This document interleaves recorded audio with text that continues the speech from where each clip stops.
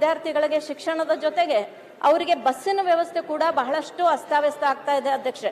ಇವತ್ತು ಏನು ಹೆಣ್ಮಕ್ಳಿಗೆ ಫ್ರೀಯಾಗಿ ಬಸ್ ವ್ಯವಸ್ಥೆ ಮಾಡಿದಿರಿ, ಅದು ನಾನು ಅಭಿನಂದನೆಯನ್ನ ಹೇಳ್ತೀನಿ ಅಧ್ಯಕ್ಷ ಸರ್ಕಾರಕ್ಕೆ. ಆದರೆ ಅದರ ಒಂದು ಪರಿಣಾಮವಾಗಿ ಮಕ್ಕಳಿಗೆ ಅಲ್ಲಿ ಸರಿಯಾದ ಸಮಯಕ್ಕೆ ಸ್ಕೂಲಿಗೆ ಹೋಗುವಂತ ವ್ಯವಸ್ಥೆ ಆಗ್ತಾ ಇಲ್ಲ, ಮಕ್ಕಳಿಗೆ ಬಸ್ ಸಿಗ್ತಾ ಇಲ್ಲ. ದಿನ ಬೆಳಿಗಾದ್ರೆ 10 ಫೋನ್ಗಳು ನಮಗೆ ಬರ್ತಾವ ಅಧ್ಯಕ್ಷೆ. ಆ ಮಕ್ಕಳು ಕೂಡ ಬಹಳಷ್ಟು ನೊಂದಿದ್ದಾರೆ. ಬಸ್ನಲ್ಲಿ ಹೋಗ್ತಾ ಇರ್ಬೇಕಾದ್ರೆ ಜಾಗ ಸಿಗೋದಿಲ್ಲ. ಆ ಬಾಗಿಲಿಗೆ ನಿಂತಾಗ ಅಕಸ್ಮಾತಾಗಿ ಕೈ ಜಾರಿ ಬಿದ್ದು ಆ ಮಕ್ಕಳ ಜೀವಕ್ಕೂ ಕೂಡ ಅಪಾಯ ಆಗ್ತಾ ಇರುವಂತದ್ದನ್ನ ನಾವು ನೋಡ್ತಾ ಇದ್ದೀವಿ ಅಧ್ಯಕ್ಷೆ.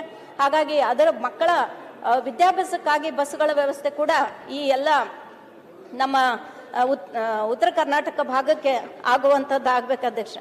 ಈಗ ತಾವು ಗಾಂಧೀಜಿಯವರು ಬಂದು 100 ವರ್ಷ ಆಯ್ತು ಅಂತ ಹೇಳಿ ಇವತ್ತು ಒಂದು ಸಂಭ್ರಮದ ಆಚರಣೆಯನ್ನ ಮಾಡ್ತಾ ಇದ್ದೀರಿ ಅಧ್ಯಕ್ಷ. ಆದ್ರೆ ಇಡೀ ವಿಶ್ವಕ್ಕೆನೆ ಒಂದು ಸಂವಿಧಾನವನ್ನ, ಅತ್ಯದ್ಭುತವಾದಂತ ಸಂವಿಧಾನವನ್ನ ಕಲ್ಪಿಸಿಕೊಟ್ರಂತ ಡಾಕ್ಟರ್ ಬಾಬಾ ಸಾಹೇಬ್ ಅಂಬೇಡ್ಕರ್ ಅವರು ನಮ್ಮ ಚಿಕ್ಕೋಡಿಯ ಕೋರ್ಟ್ನಲ್ಲಿ ವಾದ ಮಂಡನೆ ಮಾಡಿರುವಂತಹ ಒಂದು ಸಂದರ್ಭ. ಆ ಟೈಮಲ್ಲಿ ನಿಪ್ಪಾಣಿಗೆ ಬಂದು ಡಾಕ್ಟರ್ ವರಾಳೆ ಅಂತಕ್ಕಂಥ ಒಬ್ಬರ ಮನೆಯಲ್ಲಿ ಅವರು ಉಳ್ಕೊಂಡು ಹೋಗಿರುವಂತಹ ಒಂದು ಇತಿಹಾಸ ಇದೆ ಅಧ್ಯಕ್ಷೆ. 2 ದಿನ ನಿಪ್ಪಾಣಿಯಲ್ಲಿ ಅವರು ಹಾಲ್ಟ್ ಮಾಡಿದ್ರು, ಅಲ್ಲಿ ಉಳ್ಕೊಂಡಿದ್ರು. ಅಲ್ಲೂ ಕೂಡ ಒಂದು ಸಭೆಗಳನ್ನ ಮಾಡಿರುವಂತ ಇತಿಹಾಸ ಇದೆ ಅಧ್ಯಕ್ಷೆ. ಅದು ಕೂಡ ಈ ಡಿಸೆಂಬರ್ 26ಕ್ಕೆ ಡಾಕ್ಟರ್ ಬಾಬಾ ಸಾಹೇಬ್ ಅಂಬೇಡ್ಕರ್ ಅವರು ನಿಪ್ಪಾಣಿಗೆ ಬಂದು ಕೂಡ 100 ವರ್ಷ ಪೂರ್ಣ ಆಯ್ತು ಅಧ್ಯಕ್ಷೆ. ಇವತ್ತು ಒಂದು ಕಮಿಟಿಯ ಮುಖಾಂತರ ನಾವು ಎಲ್ಲ ಕಡೆಗೂ ಅದರ ಒಂದು ಪ್ರಸಾರವನ್ನ ಮಾಡ್ತಾ ಇದ್ದೀವಿ.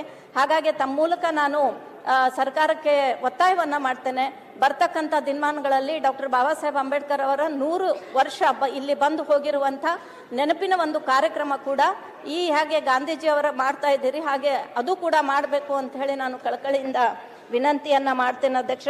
ಬಹಳಷ್ಟು ತಾರತಮ್ಯಗಳಿದಾವೆ, ಎಲ್ಲ ಹಿರಿಯರು ಕೂಡ ಅದರ ಬಗ್ಗೆ ಮಾತಾಡಿದ್ದಾರೆ.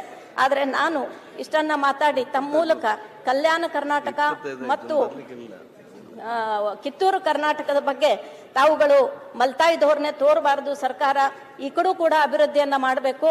ಅದು ಅಭಿವೃದ್ಧಿ ಆಗಬೇಕಾದ್ರೆ ಚಿಕ್ಕೋಡಿ ಕೂಡ ಈ ಬೆಳಗಾವಿ ಜಿಲ್ಲೆಯಿಂದ ಪ್ರತ್ಯೇಕವಾಗಿ ಅದು ಒಂದು ಜಿಲ್ಲೆ ಆಗ್ಬೇಕು ಅಂತ ಕೇಳ್ಕೊತಾ ಇದ್ದೇನೆ ಅಧ್ಯಕ್ಷ.